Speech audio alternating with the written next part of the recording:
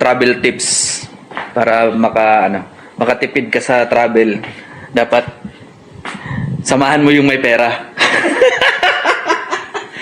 Dapat huwag kang humiwalay sa may pera. So guys, pumunta lang talaga kami ng Thailand para mag 7-Eleven. Ano? Yan sa akin. Ano? Fried chicken with rice. Parang mas marami yung fried chicken eh. Yun, fried chicken na lang. Ganito mag-travel sa ibang bansa guys. Kasi para makatipid ka.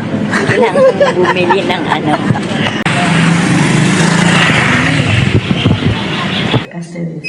Yan. Yun ah! Siyempre. Siyempre. Ayan o, meron tayong... Yeah. Ito na lang.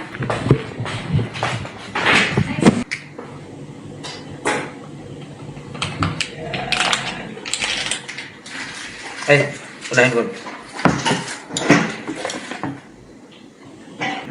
Yan na muna. Dito lang yung lagay ito. Ang kapal ng tutso niya. Ano to? Ha? Stick. Hindi, sugar. Sugar stick. Parang gusto ko siyang iuwi lahat. Ang alin? Yung Sugar? Anong brand yan?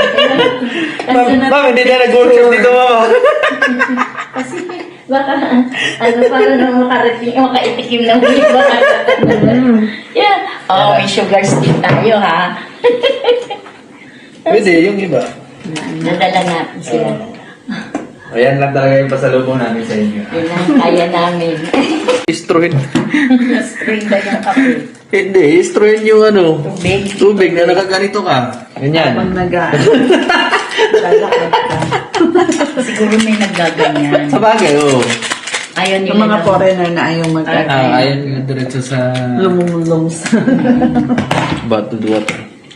At least Akin ba to? high-tech na yung 7-Eleven natin. Thailand na. Thailand. Kid naman nila sa ketchup. Ibang kulay. Pahalang matili. Ibang kulay ng ketchup nila. Ibang kulay ng ketchup? Bakit ano? Sa atin kasi di ba yung ganyan, pulang-pula. Tomato sauce lang yan. Sa kanila, parang kakaiba. Ito, hot sauce to eh. Chili sauce. Masarap yung rice nila? Ang rice din naman to ng Pilipinas ah. Thai rice. Uy, sino itong may message? Nakaano siya ng... Masarap siya. Dami nga nagme-message oh. Dami.